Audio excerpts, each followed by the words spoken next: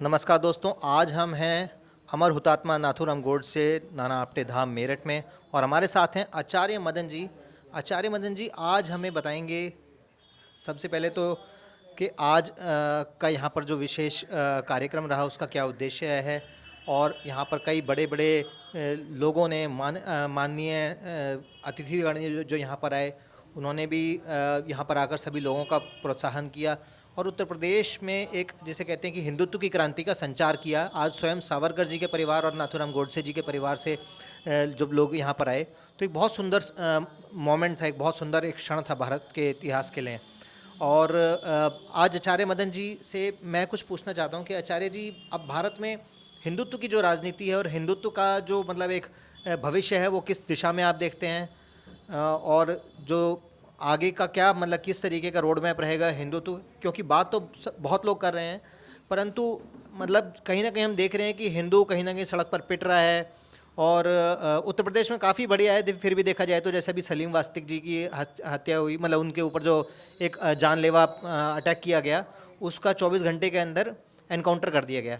लेकिन एक long term की हम बात करें तो हिंदुत्व की राजनीति का भी क्या रोड मैप है, तो उसके विषय में आप हमें बताइए गुरुजी। देखिए, प्रश्न तो आपका बहुत अच्छा है, परंतु इसमें स्पष्ट कर दूं कि दो तरह की हिंदुत्ववादी विचारधारा है। पहला, एक एंटी मुस्लिम हिंदुत्व, क्योंकि मुसलमान एंटी मुस्लिम हिंदुत्व का जन्म कैसे हुआ ये बात इतिहास से आपको सीखनी होगी, समझनी होगी।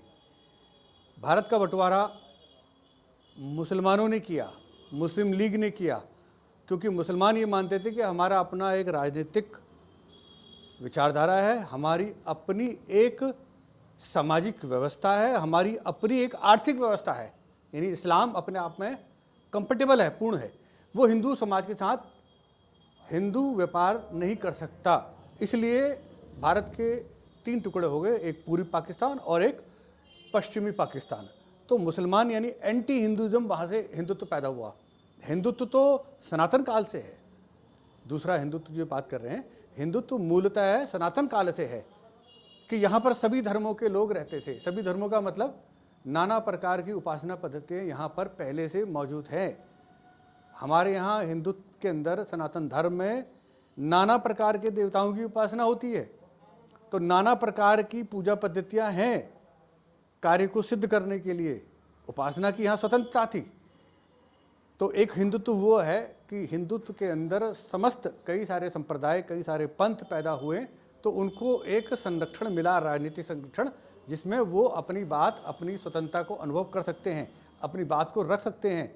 कुंभ के अंदर नाना प्रकार के विचारों के लोग एक साथ बैठते हैं। तो ये एक हिंदुत्व है। दूसरा हिंदुत्व जो इस देश के विभाजन के साथ जन्म लिया, यानी उससे पहले से जन्म था, कि जो लोग मांग कर रहे थे कि हम हिंदुओं के साथ नहीं रहेंगे, जो लोग इस तरह की मांग कर रहे थे, उन्होंने एक एंटी मुस्लिम हिंदुत्व को पैदा किया और आज तक वो कायम है। क्यों? क्योंकि भारत में रहने वाले जो शेष मुसलमान रह गए थे, वो आज फिर उसी राह पर पहुंच गए हैं। अधिकांश 80% मुसलमान वही मांग कर रहे हैं जो मुस्लिम लीग ने 1947 से पहले शुरू कर दी थी। तो दो तरह की राजनीति को समझना होगा। एक, सनातन धर्म की, हिंदुत्व की जो विचारधारा है, उसका राजनीति से संबंध नहीं है, होना चाहिए, ये बड़ी समझने वाली बात है। हम एंटी यानी मुसलमान होंगे तभी क्या हिंदुत्व जगेगा? पहली बात समझिए, हिंदुत्व अपने आप में यानी वैदिक धर्म, सनातन धर्म में की अपनी राजनीतिक व्यवस्था है। हम बिना राजा के थोड़ी रहे हैं।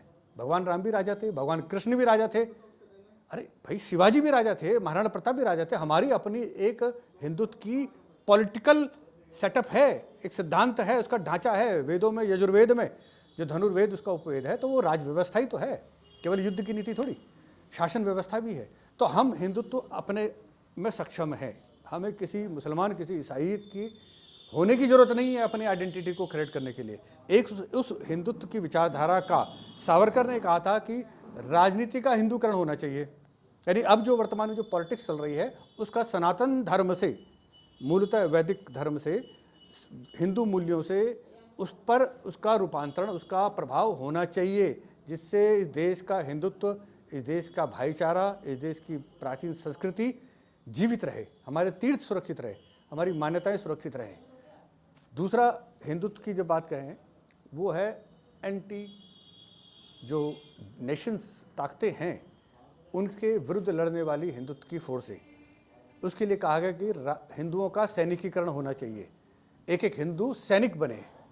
और वो सैनिक किसके विरुद्ध युद्ध करेगा? जब सैनिक बन जाएगा तो किसका करेगा?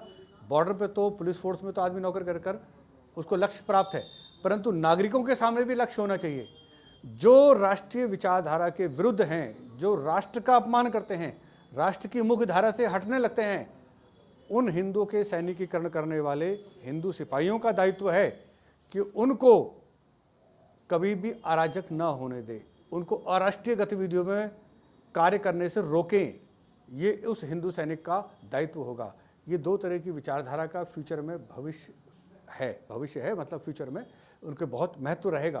कैसे रहेगा? 2014 में हिंदुत्व नहीं जन्मा जब मोदी जी आए, हिंदुत्व उससे पहले एक्टिवेट हो गया था, क्योंकि हिंदुत्व पर भगवा आतंकवाद होने का आरोप लग गया था। तो हिंदुत्व जगा हुआ था, पहले से संघर्ष कर रहा था। बस एक हमें नेतृत्व मिला, उस नेतृत्व पर हमें भरोसा है कि भविष्य में हिंदू एक राष्ट्र के रूप में एकजुट होगा और जाति यूजीसी वगैरह एक कानून जो है इससे कोई फर्क नहीं पड़ेगा। जो लोग लड़ रहे हैं ना आपस में, वो जिन्होंने ये लागू करवाने के पीछे जो मंशा है ना, उनके एजेंडे पे काम कर रहे हैं। हमें लड़ना नहीं है, हमें हिंदू के रूप में एक होना है कि हिंदू बटेगा तो कटेगा, ये बात याद रखनी है। चाहे कोई कितना ही कुछ कहे, कोई मोर्चा नहीं खोलना है, हिंदुत्व के रूप में एक होना है, हिंदू राष्ट्र के रूप में एक होना है। बाहर नहीं तो खतरा है, बांटों की राजनीति हो रही है, उस राजनीति से बचना चाहिए। सरकार की कुछ मजबूरियां हो सकती हैं, परंतु जो राष्ट्रवाद की जो भावना है, हिंदू राष्ट्र की भावना है, उसको हिंदू महासभा के जो संकल्प हुआ था पहले संविधान में कि हिंदू राष्ट्र की जो मांग रखी गई थी 1937 से पहले, लाहौर अधिवेशन में, 1933 में अजमेर अधिवेशन में, बड़े बड़े महान मनुष्यों ने ये बात रखी कि भारत हिंदू संस्कृति, हिंदू सभ्यता नहीं, हिंदू राष्ट्र भी है। तो हिंदू राष्ट्र का गौरव स्थापित करने के लिए हिंदू महासभा में संशोधन हुआ। तो उसी हिंदू राष्ट्र के गौरव को समझना है और सरकार को हिंदुत्व की राह में लेके आना है। तो हिंदुत्व की राजनीति जरूरी है। दोनों तरह से राजनीति के लिए हमें तैयार रहना है। आने वाला समय बड़ा कठिन है, उस कठिन समय के लिए तैयारी भी करनी है। तो उस तैयारी को समझिए, समय समय पर हम चर्चा जारी रखेंगे। धन्यवाद।